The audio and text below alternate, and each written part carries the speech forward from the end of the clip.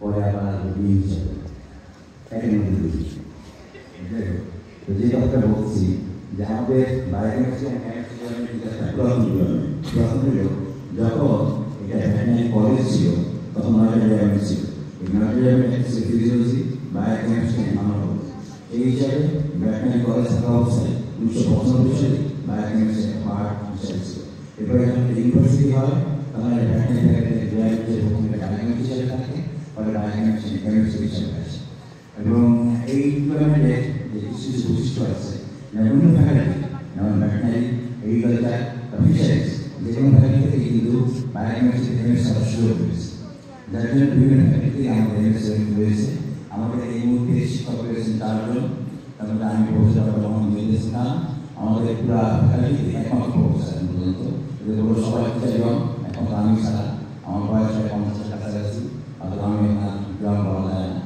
আর আমাদের ফ্যাকাল্টিতে যে 3 জন টিচার আছে তার মধ্যে উনি অ্যাসোসিয়েট প্রফেসর এবং উনি পিএইচডি ছাত্র হিসেবে জয়েন করেছেন।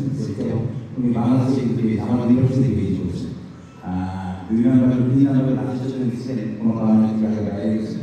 রাজেশ চৌধুরী উনি অ্যাসোসিয়েট প্রফেসর, উনি ইউকে থেকে পিএইচডি করেছেন এবং অস্ট্রেলিয়া থেকে পোস্টডক করে এসেছেন।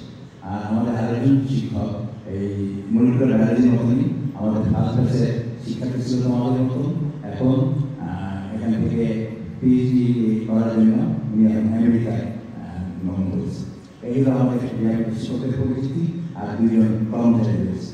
আর আমাদের ডিপার্টমেন্ট থেকে এই পর্যন্ত মাস্টার্স করেছেন প্রায় 31 জন এবং বিভিন্ন বিশ্ববিদ্যালয়ে আমাদের এখান থেকে মাস্টার্সের পাশ করে টিচার রয়েছে, শিক্ষক হিসেবে রয়েছেন 8 জন।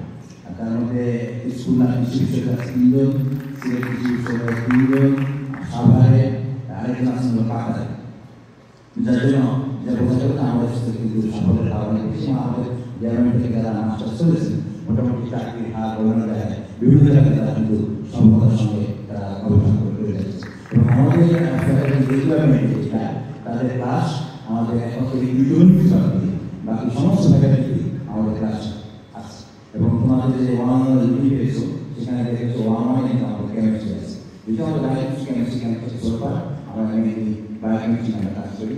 এবং আমাদের রিসার্চ কলেজে যে বলি আমরা যে বছর থেকে আমরা জয়েন করেছি প্রত্যেক বছরই কমপক্ষে একটা না একটা রিসার্চ প্রজেক্ট আমাদের ডিপার্টমেন্টে রয়েছে।